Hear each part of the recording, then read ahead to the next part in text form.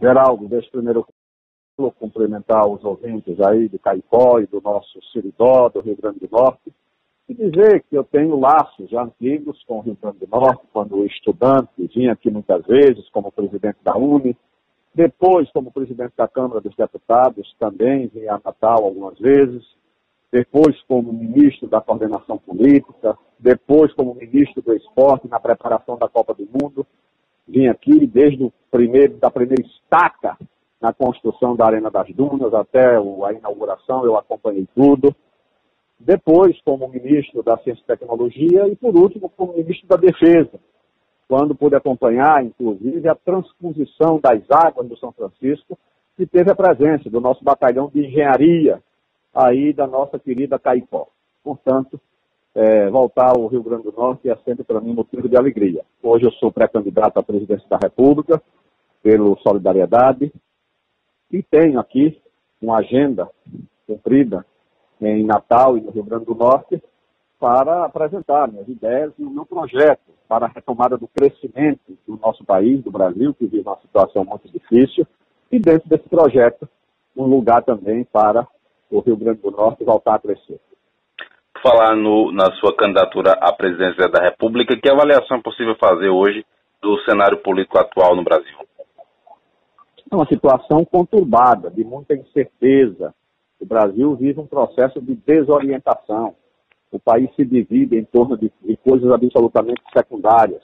O Brasil precisa da união de amplas forças políticas, sociais, econômicas, para voltar a crescer, para retomar o desenvolvimento, para reduzir as desigualdades que são grandes, as desigualdades, inclusive as desigualdades regionais que têm aumentado no Brasil nos últimos 2 anos, para valorizar a democracia, reduzir esse coeficiente de intolerância e de ódio que toma conta das redes sociais.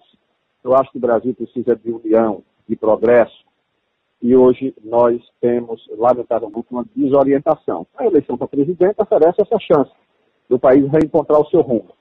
E eu me proponho a liderar exatamente esse projeto para que o Brasil volte a encontrar o rumo do crescimento que nos fez a 7ª economia do mundo e pode nos fazer a 5ª economia do mundo dentro de alguns anos. Nesse projeto, o senhor escolheu aí o Solidariedade. O senhor já foi filiado ao PCdoB, já foi outra vez aí do PSB. Essa opção pelo Solidariedade tem uma justificativa?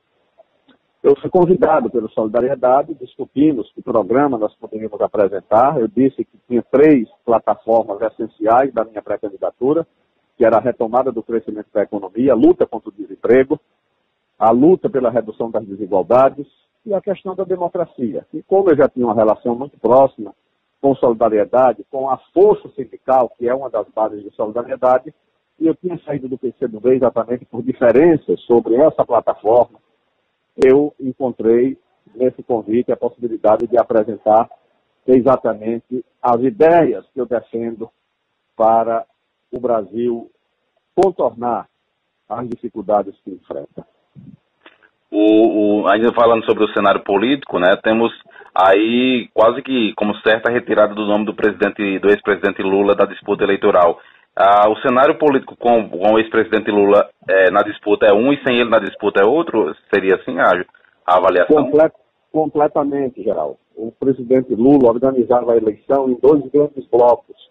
Um liderado por ele, que reuniria, além do PT, partidos de esquerda e partidos de centro, muitos como Renan Calheiros, Eunício Oliveira, Ciro Nogueira e outros acompanhariam o presidente Lula, e os adversários dele, naturalmente, organizariam uma outra frente para disputar as eleições. Com a saída dele, o que acontece é que esses grupos se dispersaram, houve uma fragmentação, muitos candidatos de lado a lado, o Alckmin é candidato, o Bolsonaro é candidato, o Michel até pouco é candidato, o Henrique Meirelles é candidato, Rodrigo Maia é candidato, Álvaro Dias é candidato, Assis Domingos é candidato, é muita candidatura. E do outro lado, da esquerda também, Ciro, Manuela, Boulos, o PT não sabe quem escolhe, se é Haddad, se é Jacques Wagner.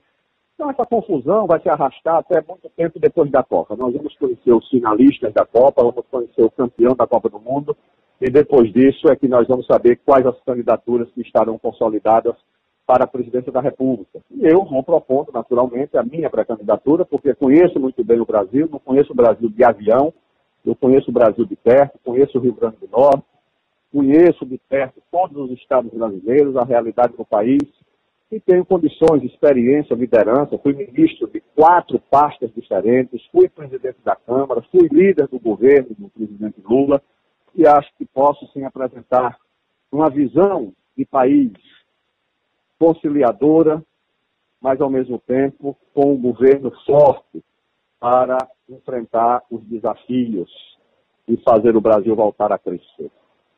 Após a Copa do Mundo, Aldo, essas candidaturas, boa parte delas deve migrar para outras candidaturas, alguns candidatos devem retirar seus nomes, e uma outra coisa, o PT, como é que fica nessa situação?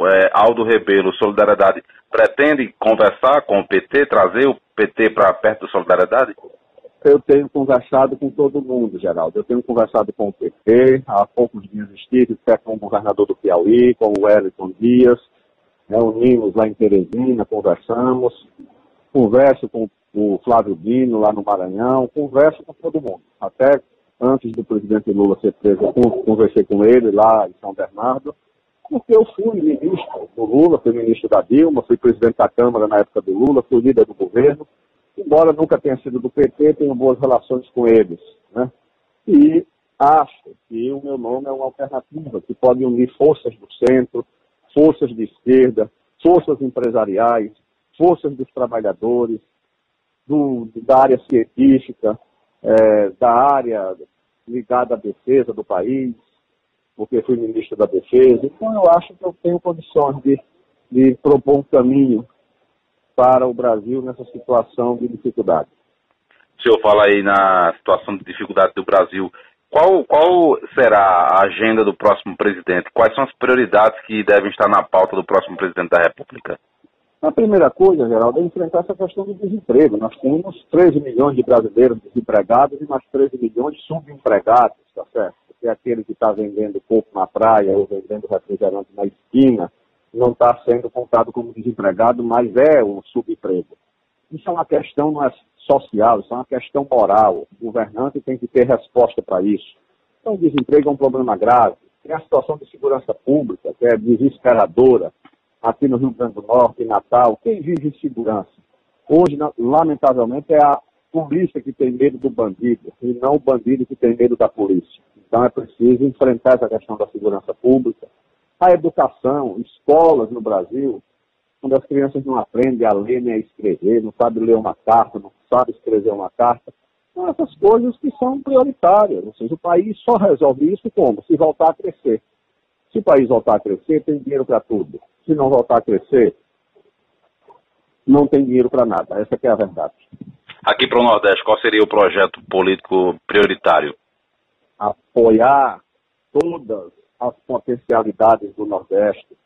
Você toma aqui o exemplo do Rio Grande do Norte. O Rio Grande do Norte tem vantagens comparativas, já tem um polo importante de fruticultura, que é um polo de produção para o mercado nacional, de exportação, de divisas para o país. Você tem o potencial da energia eólica como uma matriz energética nova, pura. Você tem o potencial do turismo, você tem a agricultura irrigada, você tem uma série de frentes de desenvolvimento que você pode fortalecer, desde que haja infraestrutura. Você tem um problema de água, que é grave, aí na região do Seridó, todos nós sabemos disso. Você precisa encontrar uma solução para isso, porque a agricultura irrigada precisa de energia e precisa de água, né? Eu já tinha visto isso na época do governo da presidente Dilma, para subsidiar a tarifa noturna, para permitir que a irrigação se tornasse possível, porque se a tarifa for cara, você não vai poder irrigar, não vai pagar a tua safra, não vai pagar o que você consome de energia. Então você tem que enfrentar essas questões. A própria segurança pública não é um problema só das famílias, das pessoas, é um problema também empresarial. Então o Nordeste tem muito potencial, cada estado tem as suas características. Você tem hoje lá no Maranhão e no Piauí uma frente da agropecuária muito grande, são grandes produtores de soja, já tem uma agroindústria do sul do Piauí sai diariamente 110 caminhões de óleo de soja para o porto de Suape, em Pernambuco. O Maranhão tem também um polo mineral importante. Cada estado do Nordeste tem potencialidades e precisa de planejamento, de incentivo, de apoio, de financiamento para que essas potencialidades se realizem. Eu vivo em São Paulo há 40 anos, mas eu sou de Alagoas, conheço bem o Nordeste e acho que posso, sim, apoiar um projeto de desenvolvimento para a nossa região. Aldo, qual a avaliação que o senhor faz aí das pré-candidaturas do Solidariedade aqui no Rio Grande do Norte? Temos aí a Magnólia Figueiredo, o Breno Queiroga, que podem estar aí pré-candidatos ao Senado, ao governo. Tem também o nome do deputado Kelps Lima, que deve concorrer à reeleição. Qual a avaliação do quadro da política aqui no Rio Grande do Norte, na sua visão? São nomes muito bons, não é, Geraldo? O Kelps é um belo quadro, deputado estadual, muito atuante, já foi candidato a prefeito de Natal, muito bem votado. A Magnólia é uma grande figura, personalidade do mundo do esporte, não apenas no Rio Grande do Norte, mas no Brasil. Eu tive a honra, quando era ministro do esporte, de inaugurar o equipamento esportivo da Universidade Federal do Rio Grande do Norte, que eu mandei construir como ministro, e a pista de atletismo, que é uma pista de atletismo internacional, foi inaugurada pela Magnólia Figueiredo, que será pré-candidata ao Senado. O Breno é um rapaz experiente, já foi prefeito, é um empresário, engenheiro, é um homem que conhece a vida como empreendedor e como gestor público. Acho que temos, assim, quadros importantes. É um partido aí de informação, mas com perspectivas muito boas, de curto e médio prazo. E acho que nós temos, assim, todo o interesse em apoiar o projeto eleitoral do Solidariedade aqui no Rio Grande do Norte. Aldo, o brasileiro hoje vive um descrédito aí com a política, com os políticos, com a classe política no geral. A prova disso foi até, inclusive, a própria greve dos caminhoneiros que chegou a parar o país. Você acredita que nas próximas eleições o brasileiro vai às urnas de forma mais desacreditada? Creio que sim. E isso é uma pena, porque vai contribuir para a taxa de renovação da política do país. Nós vamos ter uma taxa de renovação muito pequena, principalmente no Congresso, porque a renovação exige engajamento, mobilização, que as pessoas participem. E hoje ninguém quer participar da política, mas vai haver renovação. Não tem nem candidato para renovar, não tem interesse. Então isso é uma pena, porque a renovação vai ser pequena, né? Mas o importante é que a escolha, os líderes, principalmente o presidente da República, seja um nome capaz de liderar o país, capaz de se impor como um nome forte para ajudar o Brasil a sair da crise em que se encontra. Aldo Rebelo, muitíssimo obrigado pela sua participação aqui no Sistema Rural de Comunicação. Muito obrigado pela entrevista. E para a gente encerrar aqui a entrevista, eu queria só um palpite do senhor, se o senhor arrisca aí quem será o finalista e o campeão da Copa do Mundo. Olha, se não houver zebra, se não houver acidente de percurso, o Brasil tem a melhor seleção, o Brasil tem o melhor conjunto, o Brasil tem o melhor ataque, é um ataque de jogadores excepcionais, habilidosos, parece que o Neymar está em forma. Então, eu acho que o Brasil é favorito. O futebol, evidentemente, nem sempre o favoritismo se confirma. Mas, salvo o acidente de percurso, a melhor seleção é a do Brasil e ela pode ser a campeã do mundo. É por isso que nós acreditamos e que eu vou torcer muito pela nossa seleção. Obrigado, Aldo Rebelo. Um abraço, Geraldo. Até breve.